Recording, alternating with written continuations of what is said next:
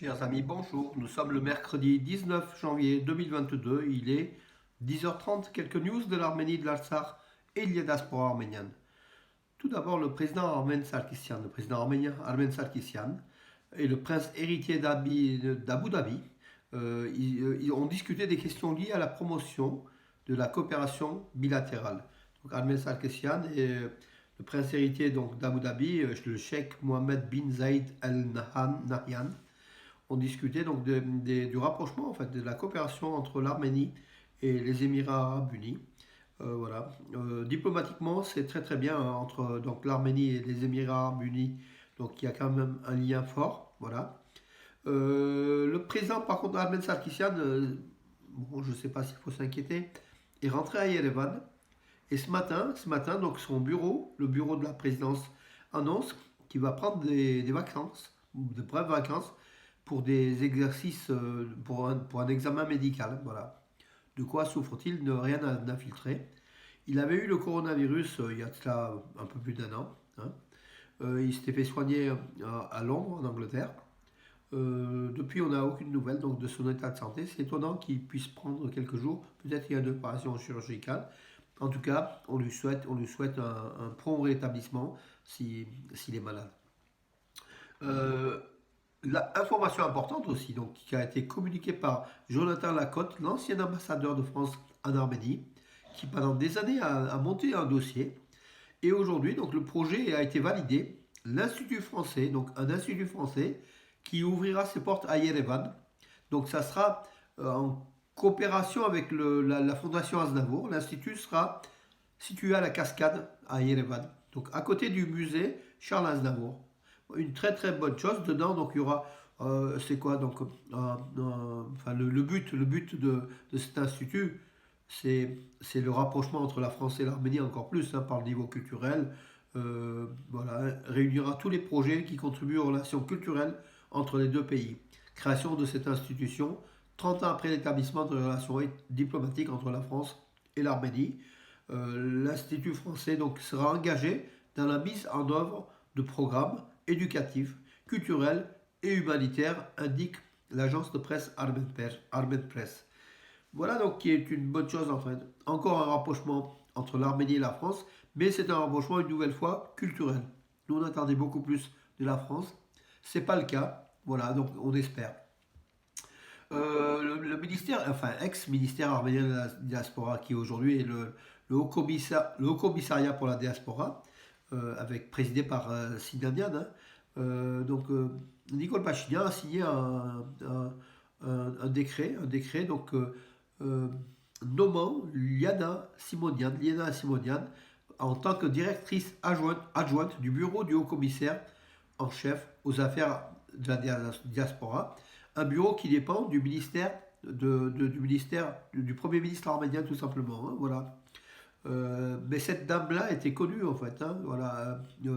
Liana Simonian était déjà auparavant adjointe du cabinet au ministère arménien de la diaspora. Et puis depuis 2020, elle occupait le poste de chef de département de mise en œuvre et de suivi des programmes du bureau du commissaire en chef aux affaires de la diaspora. Voilà, donc c'est une femme qui connaît hein, donc bien ce ministère de la diaspora qui s'est transformé en haut commissariat.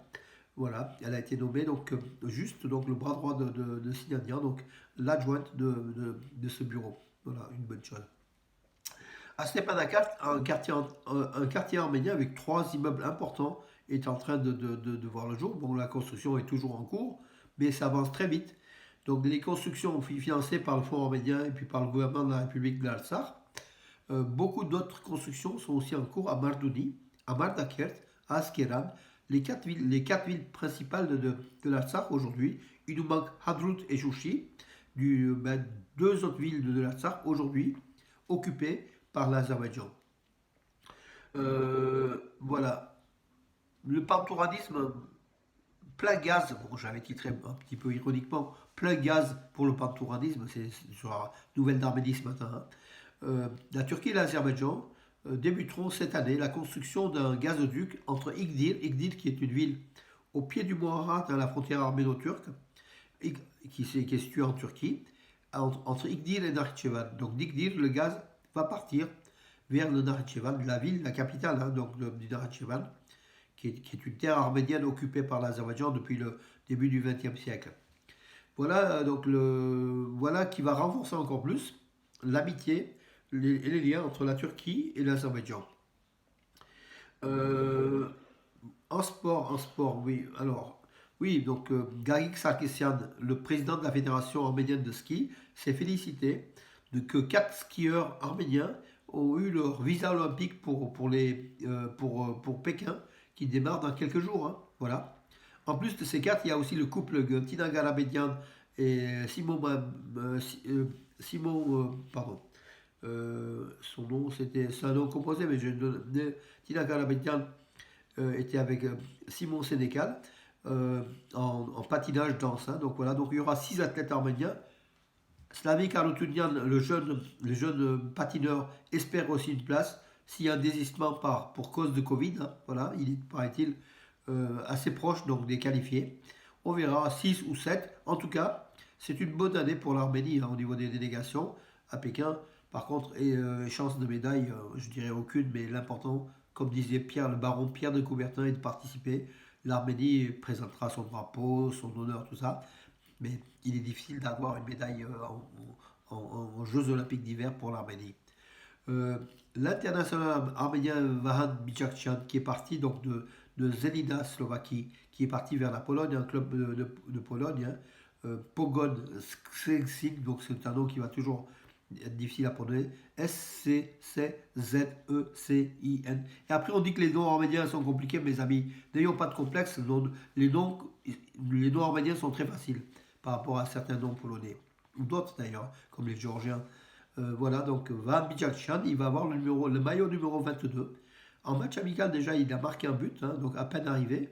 Voilà, il va, je pense, dans le championnat de Pologne, il va aussi se faire remarquer de notre Van Bijakchan, l'international arménien, milieu de terrain offensif. Voilà, mes amis, écoutez, j'ai fait le tour de l'actualité. Je vous donne rendez-vous à demain. Bonne journée, mes amis.